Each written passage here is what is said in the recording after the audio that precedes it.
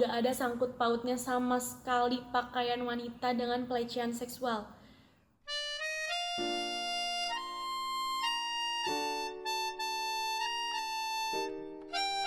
Hi guys, gue Salsa and this is my first video on YouTube channel. Thanks for watching. Pada video kali ini gue bakal beropini tentang budaya patriarki. Dan disclaimer dulu bahwa di video ini gue tidak ada maksud menyinggung atau apapun. Jadi, let's watching. Oke, langsung aja. Pasti kalian udah gak asing banget dengan kata patriarki. Sebelumnya apa sih patriarki itu sendiri? Patriarki berasal dari kata patriarkat, yang berarti sebuah struktur yang menempatkan laki-laki sebagai pemegang kekuasaan tunggal, sentral, dan segala-galanya.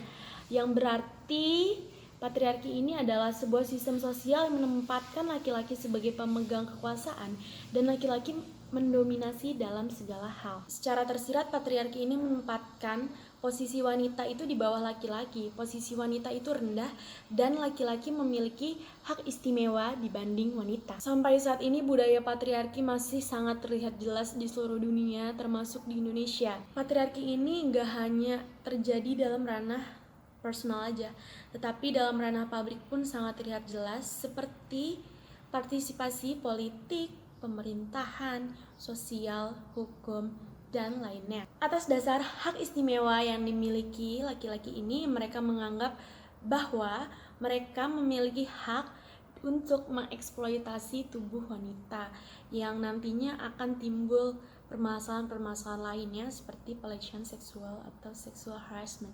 Karena adanya budaya patriarki ini, banyak sekali stigma-stigma yang ditujukan kepada wanita, seperti perempuan itu harus bisa masak, perempuan itu harus bisa mencuci, perempuan itu harus bisa bersih-bersih, dan perempuan itu harus multi-talent, multitasking.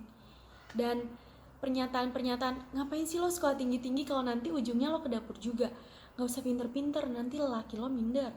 Banyak banget stigma-stigma lain yang muncul di masyarakat kita, dimana hal itu sangat terkesan membatasi wanita. Wanita tidak bebas melakukan apapun, wanita tidak bisa memilih apa yang dia mau. Wanita seakan-akan apa yang dilakukan wanita itu adalah percuma. Annoying sekali bukan? Dari stigma-stigma di atas itu banyak banget ditujukan kepada wanita yang memilih untuk melanjutkan pendidikan ke yang lebih tinggi lagi, memilih berkarir, dan seolah-olah itu rasa minder yang dimiliki laki-laki itu adalah tanggung jawab kita. Dan menurut saya, ketika lelaki itu memiliki self-confidence dan konsep diri, mereka tidak akan minder akan hal itu. Mereka justru mendukung apapun yang wanita pilih. Perempuan juga dikelilingi oleh peraturan-peraturan yang membelenggu dan membatasi aktivitas mereka sendiri, sehingga nggak jarang adanya muncul masalah baru seperti pelecehan seksual. Lantas apa pengaruhnya? Menurut studi yang dilakukan oleh Organisasi Buruh Internasional, bahwa pelecehan seksual ini berkaitan erat dengan adanya kekuasaan di dalam masyarakat kita. Mereka menganggap bahwa wanita itu adalah sebuah objek seks dan sebagai warga kelas 2. Warga kelas pertamanya siapa? Ya laki-laki lah. Sebuah contoh umum bahwa pelecehan seksual ini berkaitan erat dengan kekuasaan adalah ketika atasan lo meminta bawahan perempuannya untuk melakukan hubungan seksual dengan iming-iming imbalan mendapatkan pekerjaan, mendapat gaji yang tinggi, mendapat promosi jabatan, dan masih banyak lagi.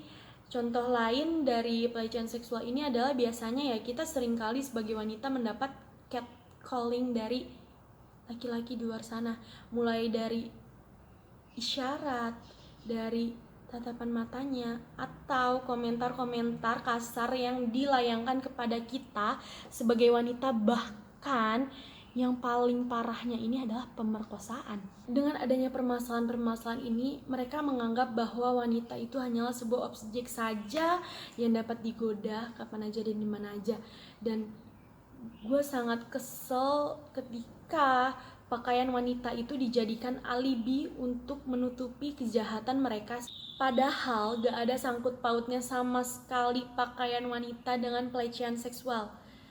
Wanita yang berpakaian apapun itu sama-sama berpotensi untuk mengalami pelecehan seksual. Jadi gak ada sangkut pautnya sama sekali.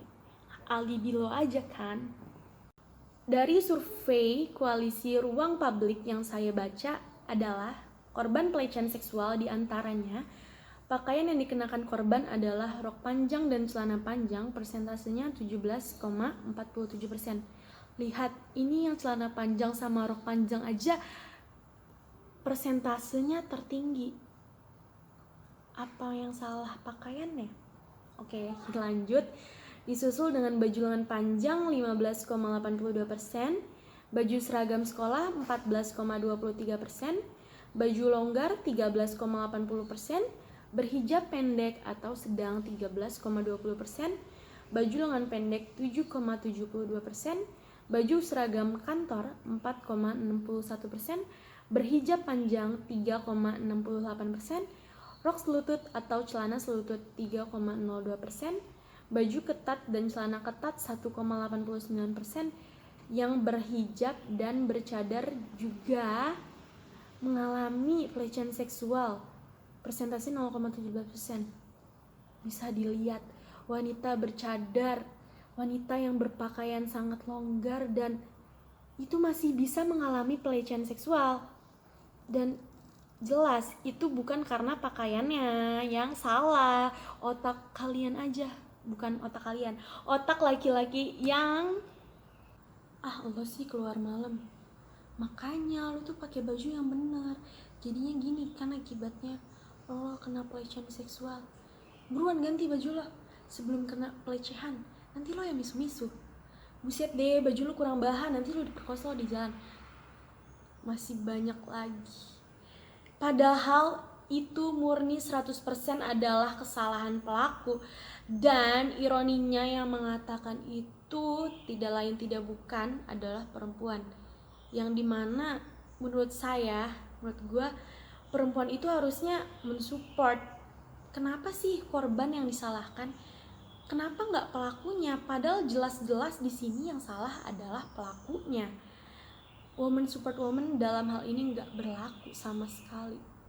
Padahal dari survei Koalisi Ruang Publik itu sudah terlihat jelas bahwa wanita bercadar pun dapat mengalami pelecehan seksual, dan wanita yang berpakaian dengan rok pendek hot pants itu mendapatkan persentasi terendah. Enggak, paling rendah sih. Maksudnya terendah nomor 3. Lantas mengapa kita masih menyalahkan korban? Ayo pikirin, kenapa kita masih menyalahkan korban? Dengan beberapa bukti di atas ini makin terlihat jelas bahwa budaya patriarki ini telah mengakar dan membudaya dalam pola pikir masyarakat kita. Terlihat jelas bukan? Jadi sangat. Dan dengan adanya budaya patriarki ini tuh menjerat sekaligus mencengkram kaum wanita dalam posisi subordinat dan inferior terhadap laki-laki.